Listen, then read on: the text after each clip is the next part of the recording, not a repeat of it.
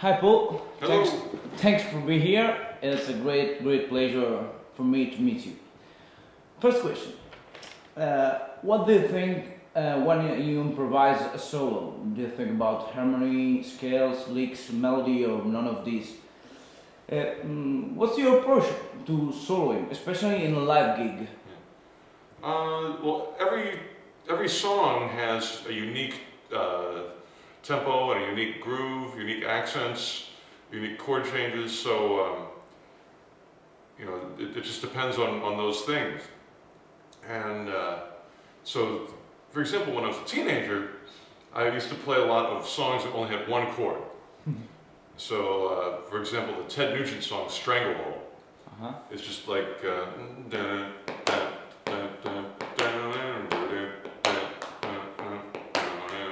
Goes for like, 20 minutes, and but it still has accents.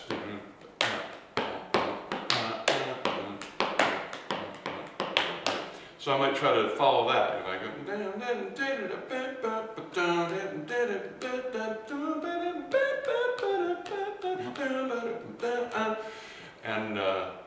and even if I play something faster, I'm still going to try to stay in that tempo. So if I go,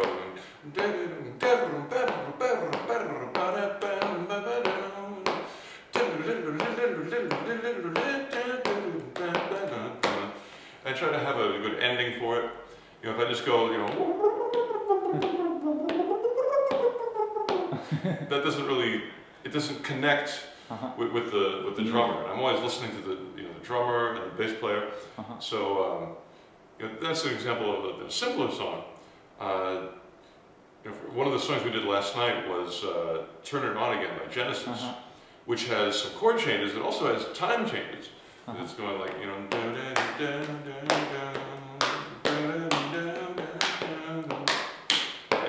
and so I have to think a lot more about that. That's much more challenging.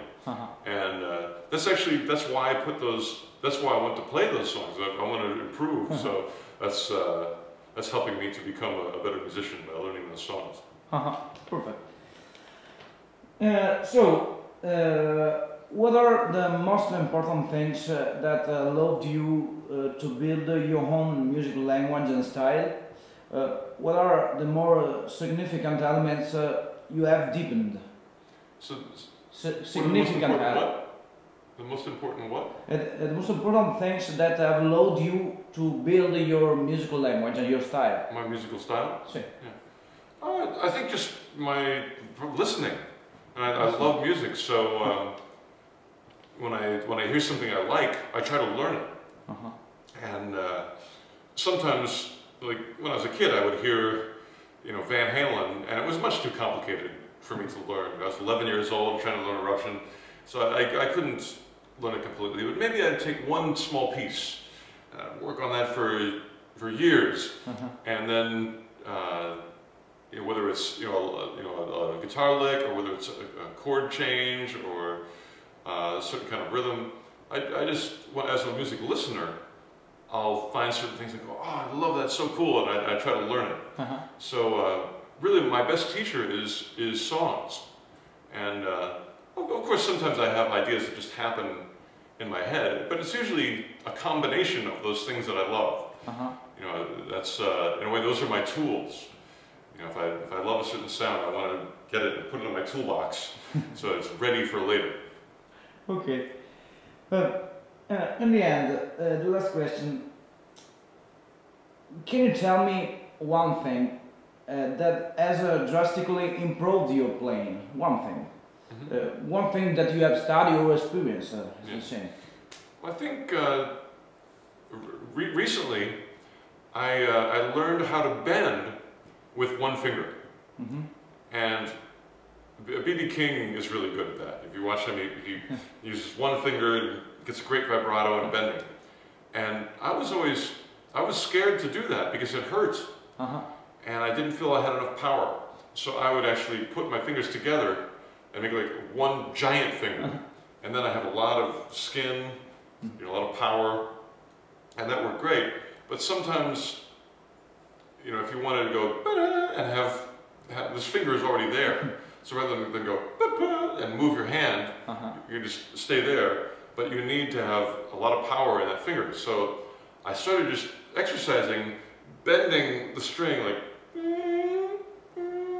trying to get that to go up, and it was like, it hurt a lot. But finally I got a good callus, and it took about 6 weeks.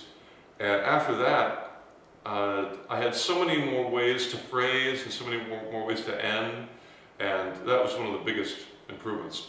I think that really bending, it has been, like when I was 11 years old, I figured out my very first bend, and it was like walking through a door, going from amateur to professional, just being able to bend that string for guitar solo.